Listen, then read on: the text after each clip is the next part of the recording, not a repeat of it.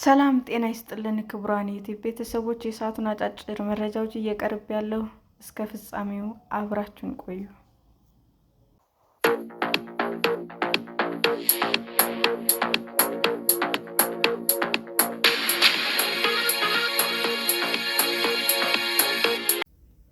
ለአንድ ጊዜ 370 ሚሊዮን ብር በላይ የሚያስወጣው የዓለማችን ውዱ ሕክምና።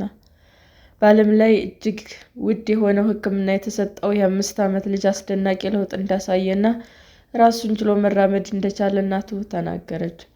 በእንግሊዝ ከምትገኘው ኮልቼስተር የመጣው ኤድዋርድ የአከርካሪ ጡንቻ መስነፍ የነበረበት ሲሆን በዚህም የተነሳ ለጡንቻ እድገት አስፈላጊ የሆነ ፕሮቲን አልነበረውም።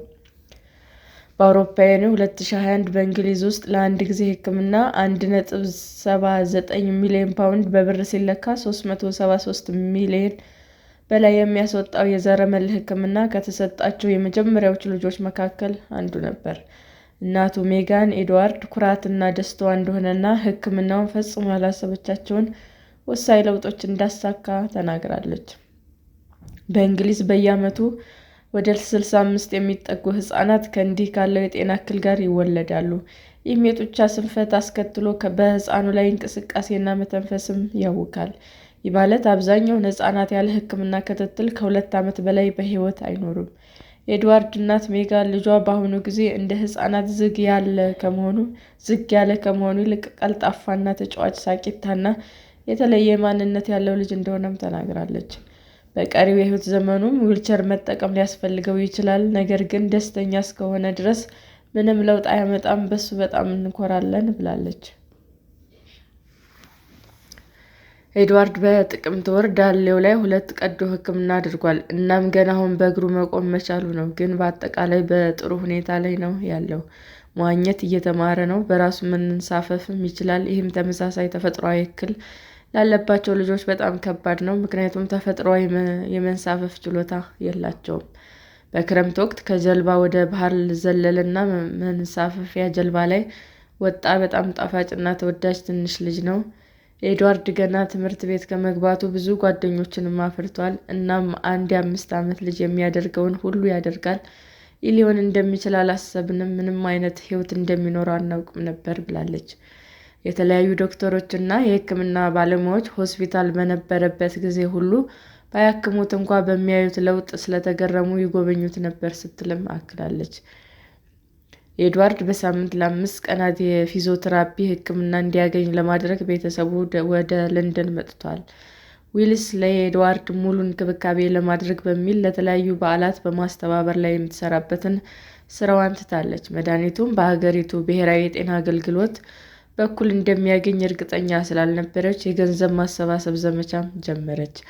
እናም ገንዘቡን ለፊዚዮቴራፒና ለመሳሪያዎቹ ክፍያ ተጠቅማበታለች። ያም ጤንነቱ ላይ ጉልህ ለውጥ ማምጣቱን በመግለጥ ታመሰግናለች። በ5 ዓመታት ውስጥም 170,000 ፓውንድ ሰብስበናል፣ ነገር ግን አሁን ያ ገንዘብ ተመናምኗል፣ ለበጎ ነገር ጥቅም ላይ ውሏል ትላለች። ይህም እንደ ቤተሰብ ስለ ገንዘብ እንዳንጨነቅ አድርጎናል። አሁን ያሳያቸው ሁሉም ለውጦች በሚያገኘው የግል እንክብካቤ ምክንያት በመሆኑ እንደገና ገንዘብ እያሰባሰብን ነው።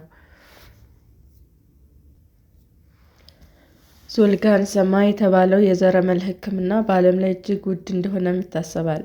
የእንግሊዙ ብሔራዊ የጤና አገልግሎት ግን 1.79 ሚሊዮን ፓውንድ የነበረውን የሕክምና ዋጋ መጠኑ ያልተገለጸ ቅናሽ እንዲደረግለት መደራደሩንም ይገልጻል። ኤድዋርድ በበሽታው መጠቃቱ የታወቀው የ2 ወር ጨቅላ እያለ ሲሆን ስፓንራዝ የተባለው መድኃኒት እየወሰደ ነበረ። ይህ መድኃኒት ለአንድ ጊዜ ብቻ ከሚሰጠው የዞልጋንሰማ መርፌ ሕክምና ጋር ሲነጻጸር በሕይወት ዘመን ሁሉ መውሰድ ይጠበቅበት ነበር። መድኃኒቱ በጣም አዲስ ስለሆነ የረጅም ጊዜ ውጤቶችም አይታወቁም። ነገር ግን ሜጋን በዚህ ዘመን ኤድዋርድ አይነት ተፈጥሯዊ እክል ያለባቸው ሕፃናት አድገው ለመጎልመስም የመጀመሪያዎቹ እንደሆኑም እምነት አላት። በእንግሊዝ ብሔራዊ የጤና አገልግሎት የልዩ ኮሚሽን የሕክምና ዳይሬክተር የሆኑት ፕሮፌሰር ጄምስ ፓልመር ኤድዋርድ ይህንን አዲስ የጂን ሕክምና ከ4 ዓመት በፊት ከወሰደ ጊዜ ጀምሮ ያገኘውን አስደናቂ ለውጥ ማየት በጣም ያስደስታል። ኤድዋርድ ይህንን የአንድ ጊዜ ሕክምና ተጠቃሚ ከሆነ ከ150 በላይ ተመሳሳይ ችግር ካለባቸው ሕፃናት አንዱ ሲሆን እንዲህ አይነቶች ብዙ የጤና ችግሮች በሚቀጥሉት ዓመታት ቢኖሩ ፈጣን የሕክምና እድገት ሊታከሙ እንደሚችሉም ተስፋ አደርጋለሁ ብለዋል። ሰላም ጤና ይስጥልን ውድ የዩቲዩብ ቤተሰቦቼ እንዴት ናችሁ? አዲስ ጀማሪ ነኝና ሰብስክራይብ ያደረጋችሁ አበረታቱኝ። አመሰግናለሁ። የዩቲዩብ አድማጮቻችን ለሰዓቱ ያቀረብኩላችሁ አጫጭር መረጃዎች ይህንን ይመስል ነበር። በሌላ መረጃ እስክንገናኝ ሼር፣ ላይክ፣ ሰብስክራይብ እንዲሁም ቢቀርብልን የምትሉት መረጃ ካለ ኮመንት እያደረጋችሁ ቸር ቆዩን።